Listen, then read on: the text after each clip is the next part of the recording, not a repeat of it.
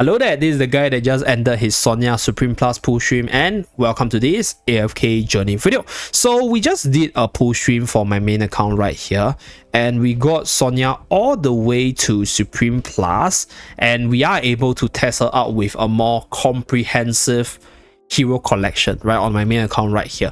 So I'll share some thoughts after using her with different combinations and in different game modes, and talk about why I say this unit is actually really good for free-to-play players, because I feel that this is a unit that can sort of replace Reyna's position with a much lower cost. So first of all, I released a video with regards to a 1-copy testing of Sonja for the free-to-play account yesterday, and based on that, it seems like the damage M from the attack buff from Crimson Covenant is actually sufficient to damage the damage increase from Reyna's debuff.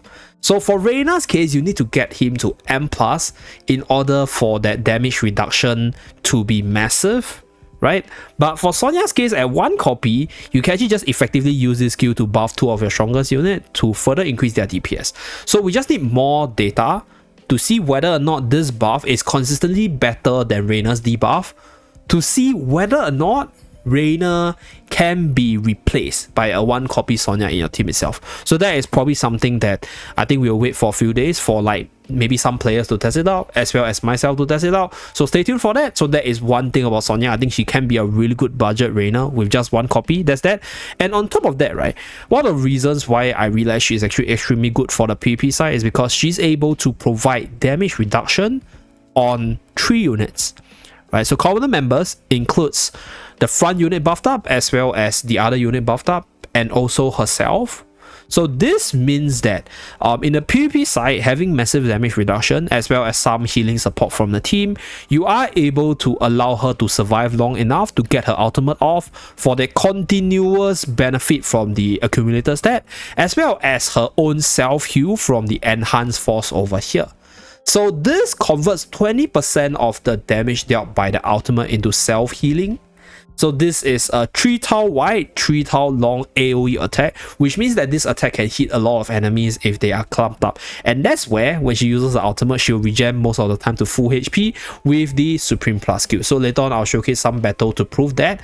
And last but not least, right, this unit also has this mini stun over here, which could actually lock down key targets such as Lily May as well as Harak, so that you are able to slow down their offenses or stun lock them and then nuke them down with your carries itself. So that's, I'll say, like my initial impression based on my usage on her across my free-to-play account as well as my main account. Now for the PvP side, let's run through some replays right here with regards to certain team combos I tried with her.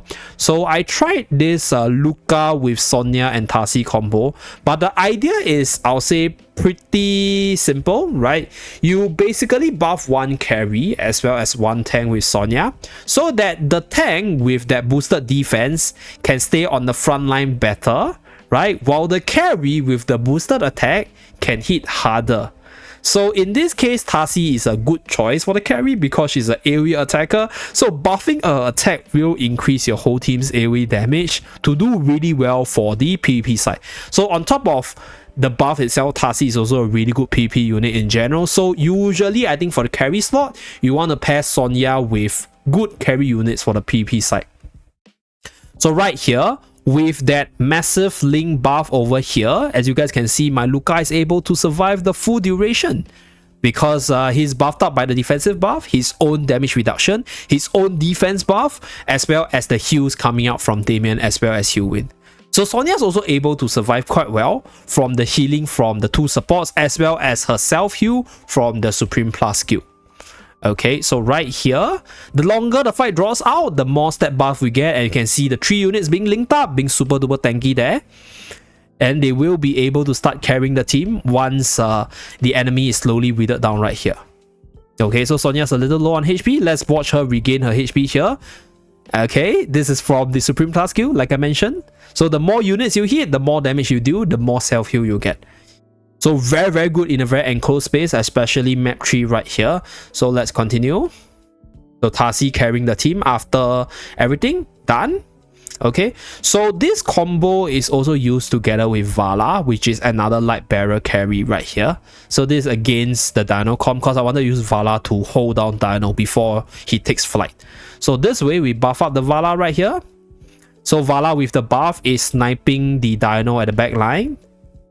Okay, as you guys can see right here, goes in, snipe off the Dino. So no more D&D for you.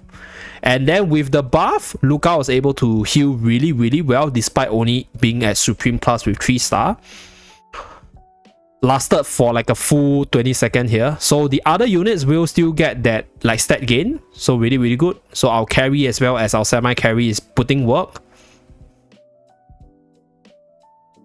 Okay, done. So that's another team combination. So in the next few days, I'll try out even more combinations to see what's the best, and stay tuned for the best PvP team for Sonja itself. Okay, so that's for the PvP side. Generally a good unit so far, has been performing really well. And next, let's take a look at the Dream Realm side. So personally, I think Sonja's not like the best unit like Meta T0 for for endless Dream Realm bosses, because her damage output is not the strongest against endless bosses, right? Because it's physical by nature, it gets reduced by the massive defensive stats. But my friend over here actually break his own personal best with this Sonja team right here. So let's take a look at the formation as well as talk about the different mechanics in play. So he's running a physical team with Harak as the main physical damage dealer as well as the hyper carry. We have Sonja with a spell power buff over here. So this charm is quite important because for my own Sonja, I don't have this charm. So I don't have the additional stat buff on my allies from the additional percentage over here. So I think that's quite important if you want to use her to beat your own record. So that's one. So he buffs up Harak as well as Mikola with the Sonja buff, such as Mikola can stay until the very end of the battlefield with the boosted attack as well as the boosted defense to survive better. And then we have the two Fresto, Illusion Fresto in front to take damage to be eaten first, and then the main Fresto behind for the damage reduction from the Illusion Fresto, as well as the energy regen buff on Harak for him to spam the ultimate. Then we have Kruger for the Maul attack as well as a physical defense debuff. So let's take a look at this team. 87 build, let's go. Oh wait, this is my own team. Okay, so I will showcase it with my own team and then we run through the battle of my friend. So let's skip it. For myself, my own personal best is 82 build. Unfortunately, because my Sonja doesn't have the skill damage buff, I don't have that like super big attack buff on my Mikola as well as Harak. So my damage is a little bit lower and I couldn't beat my personal best. But for his case, because he has it, like the skill damage here. So this one, I think it's called Arcane or something. So this is a skill power plus attack percentage. So this will give you 5 skill point for additional attack increase at the start of battle, as well as additional attack and defense stat across time itself. So it's quite important because it keeps both your Mikola and Harak healthy. And then let's run through his replay here. Okay, so one time. So the first unit that the Harak will devour will be the Illusion Fresto.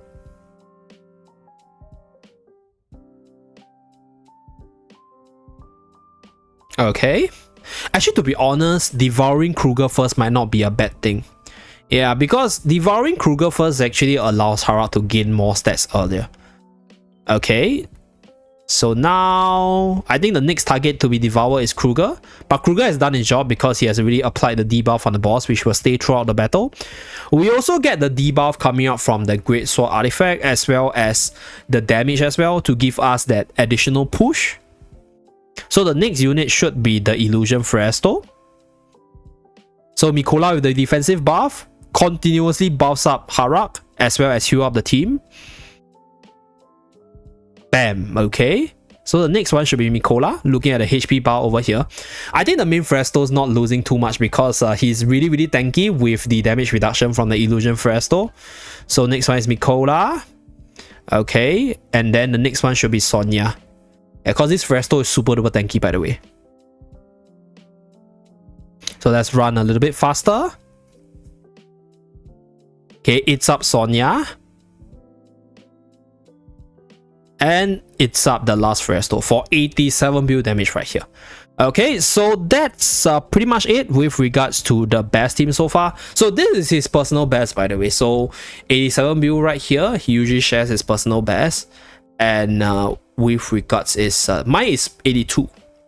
So pretty close, but I'll try to adjust his comms a little bit. So I think what I'll do is maybe put it here. No, but this way, yeah, okay. So I think that position is probably the most optimal, because like we kind of want Kruger to be eaten first, but I don't think there's a position where Kruger will be eaten first, and then this Illusion Fresto doesn't get eaten in the wrong order. So I think this is probably the best one. So that's pretty much it, just a simple sharing with regards to our findings with Sonja on the global server so far. Thank you very much for tuning in. Do remember to like, subscribe to see more. See you guys again in my next video. Bye guys!